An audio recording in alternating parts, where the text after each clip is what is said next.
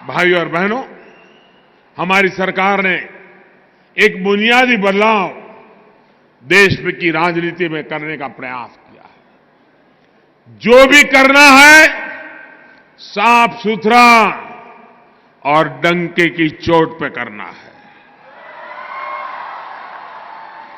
राष्ट्रहित में, जनहित में बड़े से बड़ा फैसला लेना हो और कड़े से कड़ा फैसला लेना हो, हम पीछे नहीं रहते। आप देख रहे हैं, बात चाहे भ्रष्टाचार से लड़ने की हो या फिर आतंकवाद से, हमारी नीति और नीयत दोनों मेरे देशवासियों आपके सामने है। याद करिए दोस्तों, इस सिविल अस्पताल में क्या हुआ था? यह अस्पताल इंसान को जिंदगी देता है और राक्षसों ने, मैं जब यहां मुख्यमंत्री था, इसी सिविल अस्पताल में बम धमाके किए थे और निर्दोष लोगों को मौत के घाट उतार दिया था। याद है कि नहीं है? सीमा के उस पार से आतंक होता था। क्या उस समय दिल्ली में बैठे हुए लोगों का दायित्व नहीं था कि हिसाब चुकता करे? भाइयों बहनों, ऐसे ऐसे चीजें मेरे दिल में पड़ी हुई है। और मैंने उस दिन भी कहा था, पुलवामा के बाद मैंने पब्लिकली कहा था कि जो आग देशवासियों के दिल में है, वो आग मेरे दिल में भी है।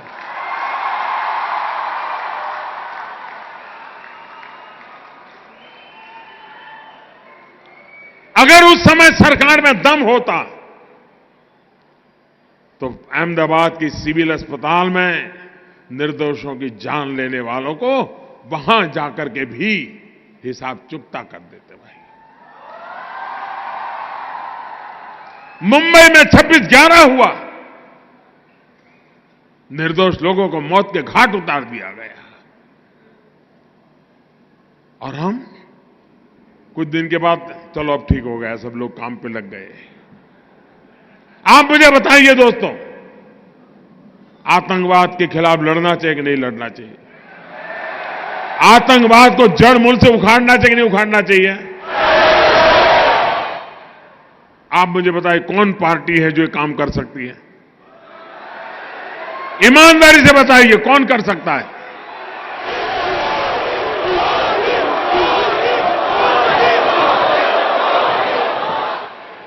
हम एक तरफ गलत करने वालों को सजा दे रहे हैं, तो वहीं ईमानदारी से काम करने वालों का सम्मान भी कर रहे हैं। और भाइयों बहनों, मैं आज अहमदाबाद की धरती पर आया हूं और सिविल अस्पताल में आया हूं, तो वो दृश्य मैं भूल नहीं सकता हूं। और इसलिए मैं आपको कहना चाहूंगा, 7वें पाताल में होंगे उनको भी मैं छोड़ने वाला नहीं हूं।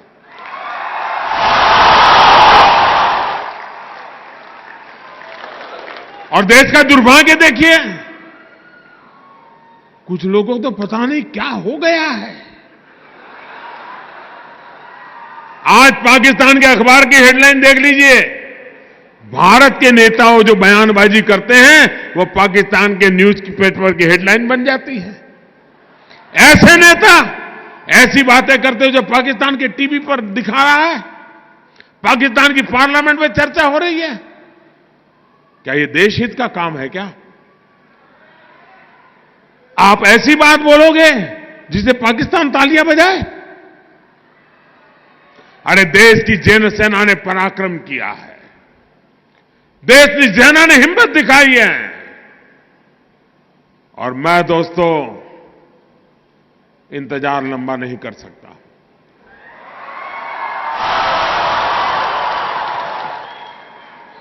चुन चुन करके हिसाब लेना, ये मेरी फितरत है।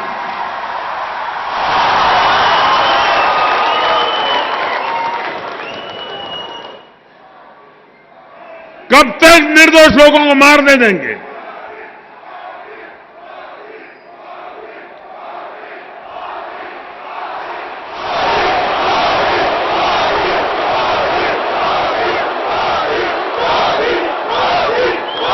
आप दोस्तों बताइए मुझे, आपको हमारे देश की सेना पर भरोसा है?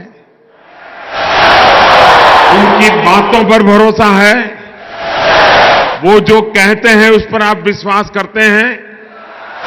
सेना जो कहे उस पर मुझे विश्वास करना चाहिए? सेना जो कहे उसको मुझे मानना चाहिए? लेकिन कुछ लोग हैं जिनको सेना की बात भी पसंद नहीं थी। अरे मोदी की बात मत मानो भाई, मैं नहीं कहता हूं मेरी बात मानो, कम से कम सेना पर तो अविश्वास मत करो। उनके पराक्रम पर तो दाग मत लगाओ। वो जान की बाजी लगा करके खेलता है, वो देश के लिए मर मिटने के लिए निकलता है और सफल होकर के आता है तो आपकी नींद हराम हो जा रही है। और मान लीजिए ये हमारे सेना के लोग गए थे और मान लीजिए वहां कुछ हमारी योजना के हिसाब से ना हुआ होता और कुछ उल्टा हो गया होता, तो ये लोग क्या करते? क्या करते मुझे बताइए? किसका इस्तीफा मांगते हैं? किसका इस्तीफा मांगते हैं? क्यों भाई? मतलब राजनीति आप कर रहे हो, अब सफल हो गए तो चिल्ला रहे हैं कि मोदी ने तो आर्मी का नाम ही नहीं देना चाहिए, जय जवान जय किसान भी नहीं बोलना चाहिए। क्या देश की सेना के जवानों का गौरव करना चाहिए कि नहीं करना चाहिए? उनका सम्मान करना चाहिए कि नहीं करना चाहिए? लेकिन इनके पेट में दर्द हो रहा है।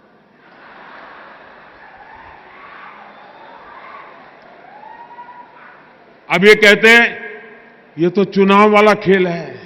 जब सर्जिकल स्ट्राइक हमने पहली बार की तब कहां चुनाव था भाई?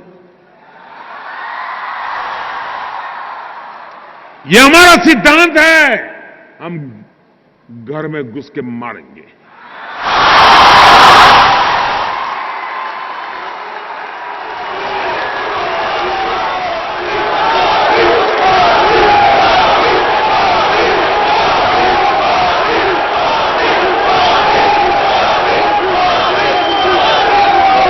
कोई देश ऐसी असहाय अवस्था में नहीं रह सकता है।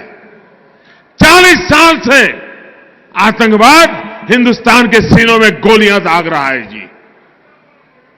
भारत मां की सीने में गोलियां दागी जा रही है, बम धमाके किए जा रहे हैं, निर्दोषों को मारा जा रहा है।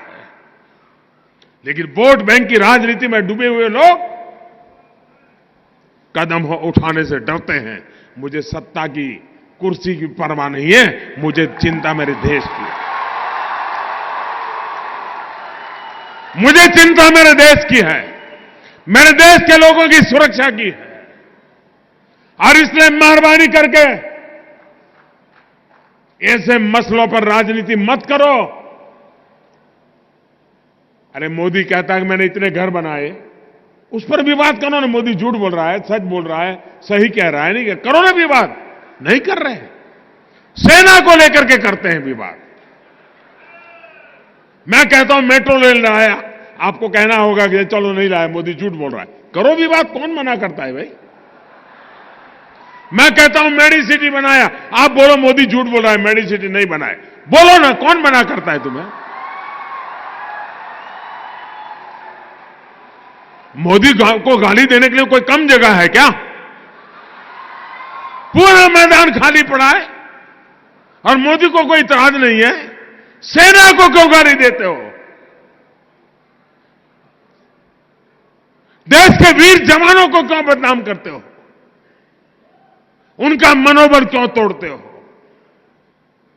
और इसलिए भाइयों बहनों, मैंने प्रारंभ कहा था, मैं ऐसी धरती पर आया हूं जहां मैंने उस दिन लोगों को लाशें देखी है जी, घायल हुए डॉक्टरों को देखा है, खून से लथपथ नर्सों को देखा है।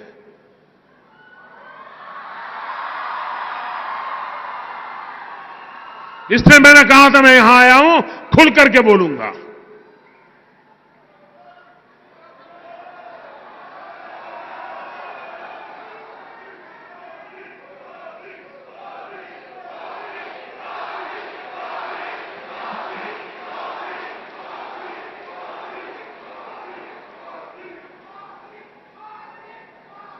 दोस्तों, जिस प्रकार से हम देश की सुरक्षा के लिए प्रतिबद्ध हैं और यह लड़ाई हमने छेड़ी है जी,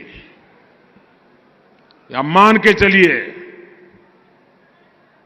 हम देश हित में जो भी आवश्यकता होगा उसको करना हमारी प्राथमिकता रहेगी। मैं देश को विश्वास दिलाना चाहता हूं।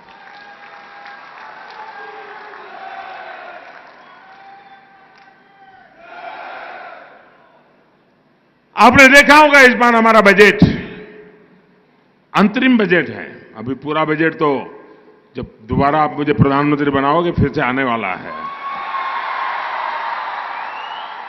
लेकिन इस अंतरिम बजट में भी हमने मिडिल क्लास के लिए अनेक महत्वपूर्ण निर्णय हमने किए हैं। 5 लाख रुपए तक का टैक्सेबल इनकम को टैक्स के दायरे से बाहर कर दिया। 3 करोड़ से अधिक लोगों को सीधा राहत देने वाला काम किया है। साथियों, बीते 5 वर्षों में हमने नए भारत की नींव रखी है, नए भारत के नए संस्कारों को गढ़ने का प्रयास किया है।